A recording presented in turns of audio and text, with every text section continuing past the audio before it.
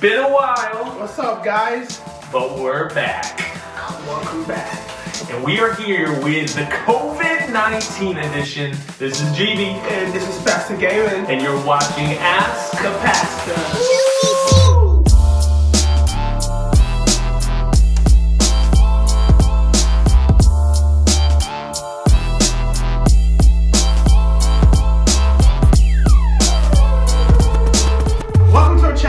The last time we made a video was probably 2 months ago, right? Yeah, it's been a while. We've been busy. Now we're back. In fact, we got a new studio. Oh yeah. Looks exactly the same because we painted the wall exactly the same. But we got our own space now, which is nice. Oh yeah. We don't get to move anything, right? I know. Awesome. We're moving up in the world, you know, just ask the pastors, just take off. What is the question then today? Should we be scared of COVID-19? Should I be afraid of COVID-19? If I watch this, wipe your phone. There's no wipes because everything's sold out. Except for those few people that are watching right now. They got like baskets next to them. I know, they're like, oh. All the toilet paper, it's all there. Anyways, this is a great question. This is a perfect time to address that. We're all stuck in our homes, scrolling through social media, bored out of our minds or terrified out of our minds. As I was thinking about this question, should we be afraid? I think it comes down to the question of control. Control. How much are you in control of your life? Do you feel like you're in control of your life, Geebee? No. Why not? Yes, I am. He's like, oh, wrong answer. Yes, I am in control. You don't have to. No, like, I'm in control because there's a lot of things going on social media that's like overwhelming. You know, you're seeing this, you're seeing that, you're seeing this. Nothing good is coming out of that. So I just like step back. Like, what can you do to That's good. be sane and not be so terrified? Because the more you get terrified, the more you're not thinking straight. So you're in control of how much you consume the information right now. Because many of you have probably read every news article possible, watched so many YouTube videos on what the updates are. I saw some videos that are telling like the science of how COVID-19 affects your body. I mean, this stuff is just crazy. I can't even understand the videos, and some of you are like, I gotta know this. So there is an aspect that we can't control how much info. I do think that we cannot control a lot of things though. Right. And that's what's causing us to go into this panic. We think we're in control of our life until we find out, oh, this person had it. I was at dinner with that person that had it. The community had it. We're shutting down everything. Will I have the supplies I need? Everything goes crazy. The economy is going crazy. Possibly your job right now is on pause. The future of that is kind of shaky. Anxiety, depression, we're stuck in our home. This kind of stuff exasperates the issues that were already underneath, and it causes us to question, am I in control of my life?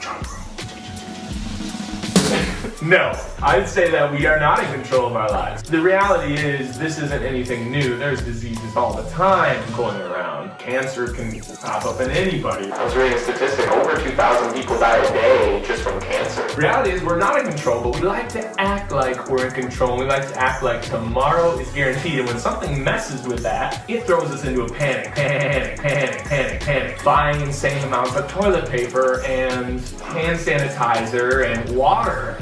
But it just goes to show the depth of panic. Like, it just causes us not to think clearly. All of a sudden, we thought we had our lives in control, and now we're not. So for me, I think it brings up something important. It causes us to see what really matters. So, your lifelong obsession of going on that trip somewhere or owning your own pair of Yeezys. Geebee has a secret admiration for Yeezys, so.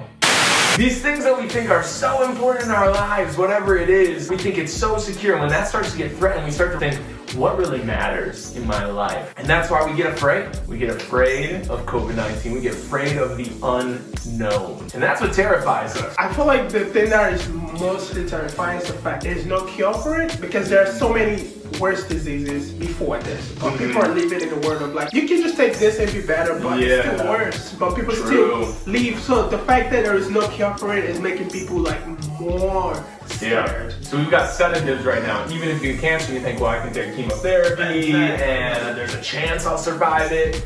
Right now with coronavirus, it's like, it's so unknown. It's causing you to feel terror. So the question is, should I be afraid of COVID-19?